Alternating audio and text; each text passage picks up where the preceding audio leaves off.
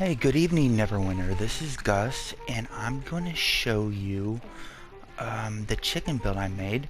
I have not tested it. I plan to tonight, but I'll show you what I've been able to get so far.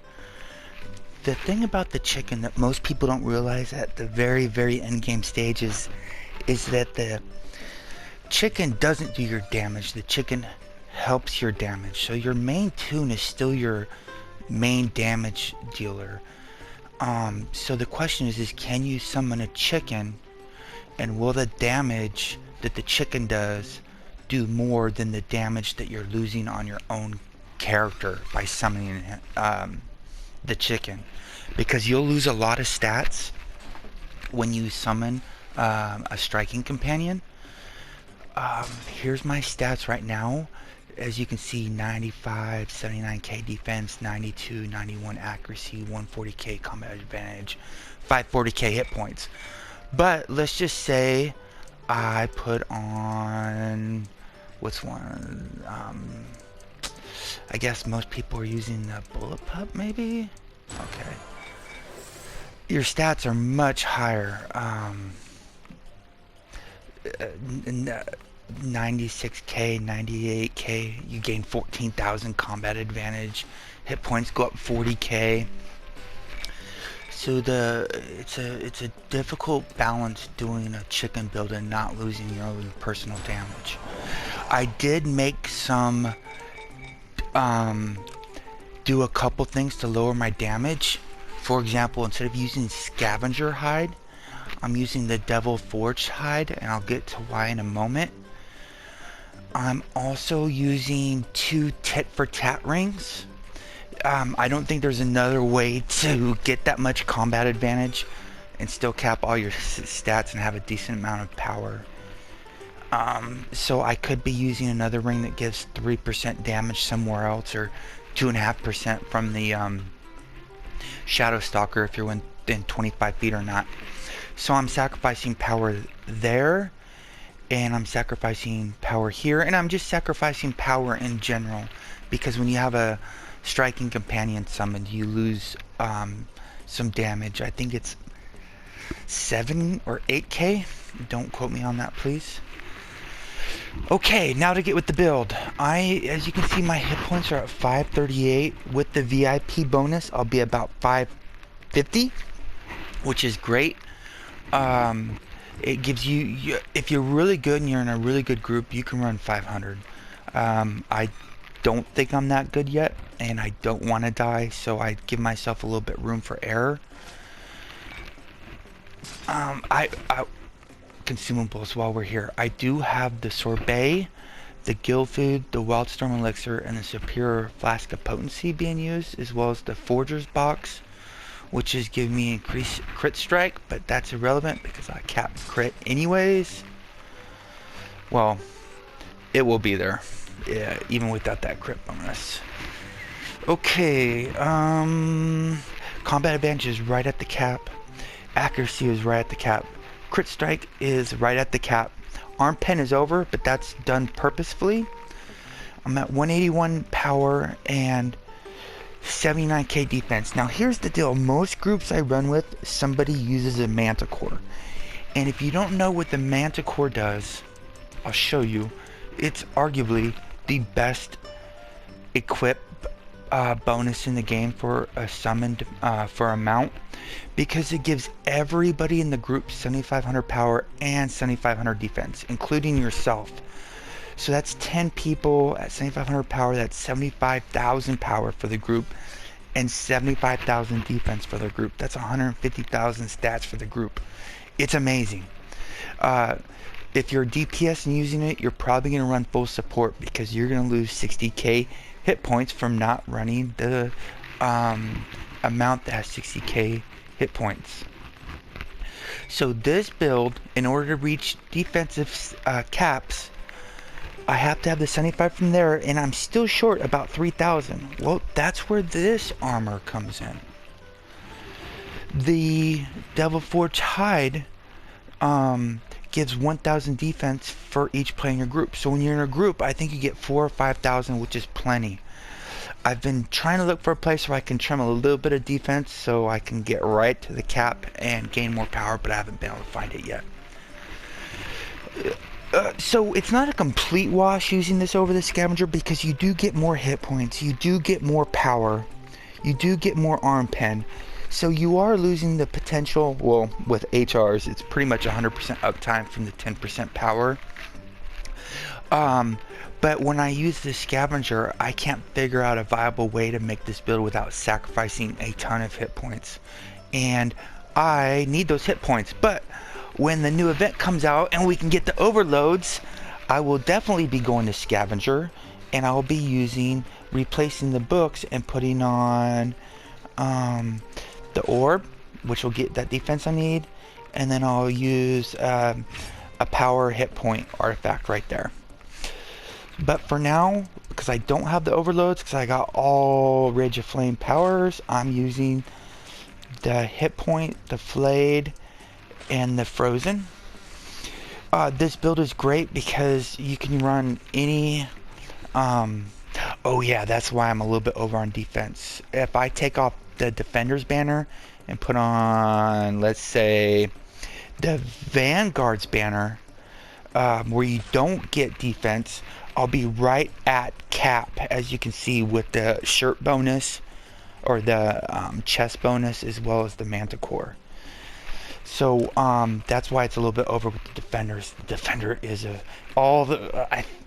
the banners are great. We're starting to really notice that. The more the better. There's only one that's not that useful, but the recharge speed is something that it's a conversation for later. The Lion's Guard raid hood on when your stamina is over 75%. Of course, the modification on all these are hit points because I need them. I'm not that good yet. My two overloads. So when you read the overload, it can be any of the dragon overloads. The black dragon, the red dragon, the green dragon. They say you can only proc it once every 60 seconds. But if you have two equipped, it's 100% uptime while you're in combat. So the great trick about that is if you're short 800 crit, these two, having two black dragons, will get you to cap. Whenever it won't look like it until you hit combat, and then you'll have the 800 the whole time. And when you start trying to finagle stats at this and min max, 800 is a lot. So don't forget about those, and they're dirt cheap right now in the auction house. I'm using Radiance and everything except Darks and Utility, Bark Shield, the Lion Guard Bracers, which are still amazing. Hey babe.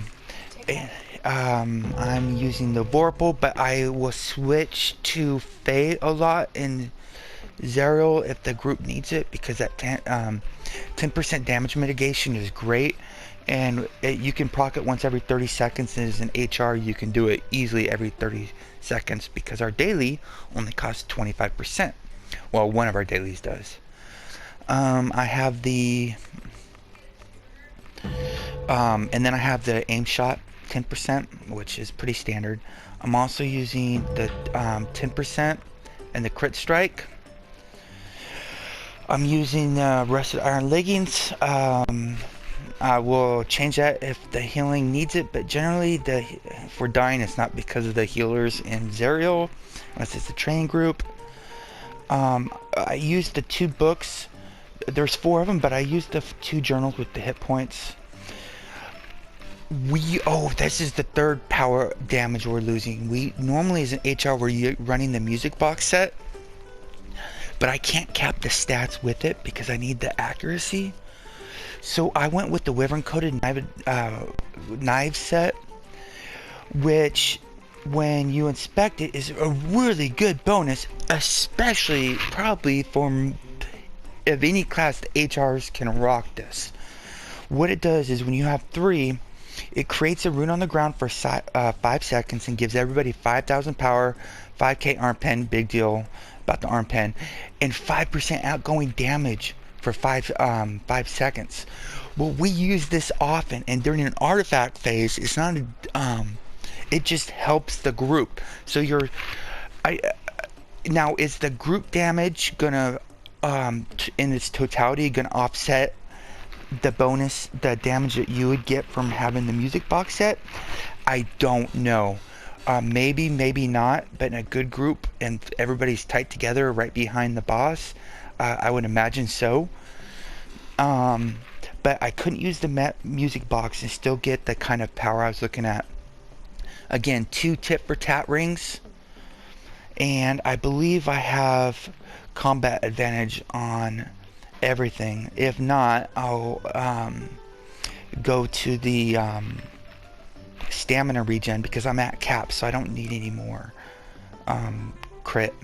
I'm still using the 3% damage shirt, and I'm not using the shirt or the pants most people would commonly use. I'm using the stamina, the ebony stain that get 3% damage whenever your stamina's up. So in scary situations and you dash, it would be nice to have stamina regen to help fill that up a little bit quicker for these 2 bonuses. Stats, again, everything's capped. I'm over capped on R pen, but that's for a reason. I'll get to it. The power's at 182, but I'll be right at 190k, or just slightly over 190k, about 191k if I want to use the Scroll of Fate power. I'd be at 191k, which is really good damage. It's pretty good power. I mean, I've seen people 220, 230, and I looked up the difference between 230. Let me verify. While I'm talking to you, but I went to Jane's website and I looked at the damage difference. If you're at 190k power and 220k power, and sorry for the small delay, but it will kind of show how much damage you're really losing by not being at 220k power. So if I'm at 190k and I add 30k,